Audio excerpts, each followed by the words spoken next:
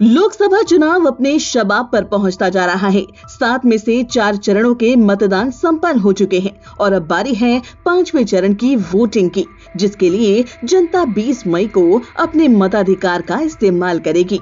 5वें चरण में 8 राज्यों और केंद्र शासित प्रदेशों की 49 सीटों पर मुकाबला होगा, जिसमें कई सीटों पर सभी की निगाहें टिकी हैं, जिनमें अमेठी और रायबरेली की सीट भी शामिल है, जो वैसे तो कांग्रेस की परंपरागत सीट मानी जाती है, लेकिन मोदी लहर ने कहीं न कहीं इस सीटों पर भी अपना प्रभाव डाला है और यही वजह है कि इस बार कांग्रेस किसी भी हाल में इन सीटों को जीतना चाहती है, जिसके लिए कांग्रेस पार्टी ने एड़ी चोटी का जोर लगा दिया है और इसीलिए कांग्रेस महासचिव प्रियंका गांधी वाड्रा भी अमेठी और रायबरेली में डेरा जमाए बैठी हैं। प्रियंका इस बार भले ही सीधे तौर पर चुनावी मुकाबले में न उतरी हो, लेकिन वो एक नॉन प्लेइंग कैप्टन की भूमिका बखूबी निभा रही हैं और दोनों ही जगहों पर ताबड़तोड़ प्रचार कर रही हैं। आज भी प्रियंका ने अमेठी में एक जनसभा को जमकर संबोधित किया, जहां बचपन की यादें ताजा करते हुए उन्होंने पहले के अमेठी और कांग्रेस के शासनकाल की अमेठी के बारे में बताया। 10 साल की थी तब पहली बार आई थी, तो मैंने जब सफेद जमीन देखी तो मैंने पिताजी से पूछा कि ये जमीन सफेद क्यों है। मैंने तो कभी देखी नहीं थी ऐसी। तो कहने लगे कि इसमें नमक बहुत होती है, ये उपजाऊ जमीन नहीं है, इसमें कुछ उगता नहीं है। वो तब की स्थिति थी। और आज जहां जहां जाएं आपको अमेठी में हरियाली दिखती है। तो जो नौजवान हैं उनको ये बात मालूम नहीं है कि यहाँ ऊसर सुधार की कितनी बड़ी योजना मेरे पिताजी लाए थे। जनसभा में प्रियंका गांधी ने जहां अपने पिता राजीव गांधी के कार्यों और उनकी विकास की राजनीति को याद किया, तो वहीं मौजूदा बीजेपी सांसद स्मृति ईरानी को भी आईना दिखाया और बताया कि आखिर स्मृति यहाँ क्यों आई थी। नई राजनीति आई, उसमें सेवा का नाम नहीं था, श्रद्धा का नाम नहीं था। आपकी जो सांसद हैं वो यहाँ सिर्फ एक मकसद से आई। क्या था मकसद उनका, कौन बताएगा? राहुल जी को हराना।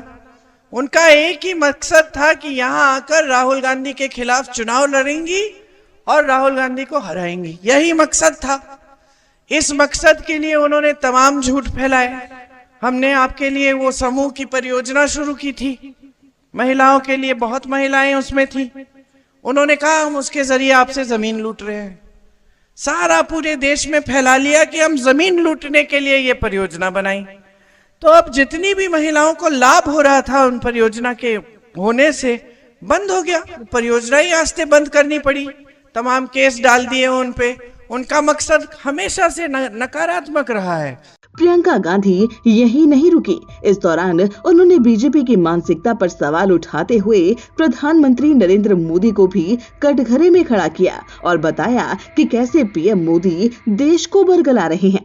जो इस देश का सबसे बड़ा पद संभाले हैं, वो भी इतना आदर नहीं करते हैं इस देश की जनता का कि अगर चुनाव में आए हैं प्रचार करने के लिए, वोट मांगने के लिए, तो कम से कम जनता को इतना बता दें कि 10 सालों में किया क्या है आपके लिए।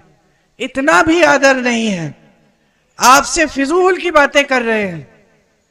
आजकल मैं देखती हूं, मुझे यकीन नहीं होता कि ये देश के प्रधानमंत्री हैं।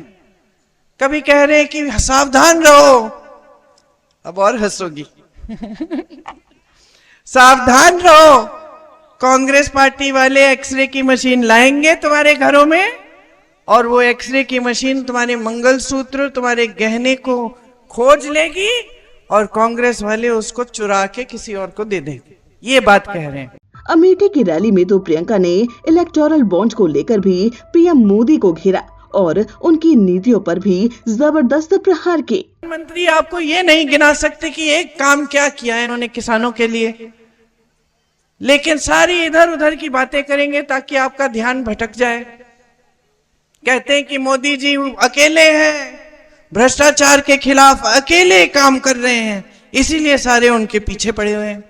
और सबसे बड़ी भ्रष्टाचार की स्कीम तो उन्होंने ही निकाली है।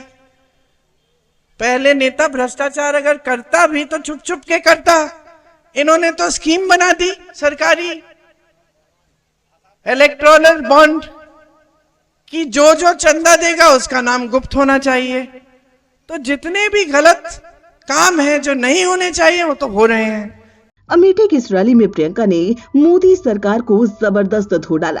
वैसे एक दिन पहले भी प्रियंका ने बीजेपी पर तीखे बाण छोड़े थे, जिसने यकीनन विरोधियों की नींदें जरूर उड़ा दी होंगी। आपको बता दें कि अमेठी सीट पर इस बार कांग्रेस ने गांधी परिवार के वफादार किशोरीलाल शर्मा को चुनावी मैदान में उतारा है, जबकि बीजेपी की तरफ से स्मृति ईरानी रण में है, जिन्होंने 2019 के चुनाव में राहुल गांधी को हराकर इस सीट पर जीत हासिल की थी। वहीं कांग्रेसी नेता राहुल गांधी इस बार रायबरेली से मैदान में है, जिसके लिए दोनों भाई बहन जी तोड़ मेहनत कर रहे हैं। लेकिन ये दोनों सीटें इस बार किसके खाते में जाती है, ये तो 4 जून को सभी के सामने होगा। बाकी आपको क्या लगता है, हमें अपनी राय कमेंट करके जरूर बताएं। और अगर अभी तक आपने हमारे चैनल को सब्सक्राइब नहीं किया है तो जल्द से जल्द इसे सब्सक्राइब कर लें।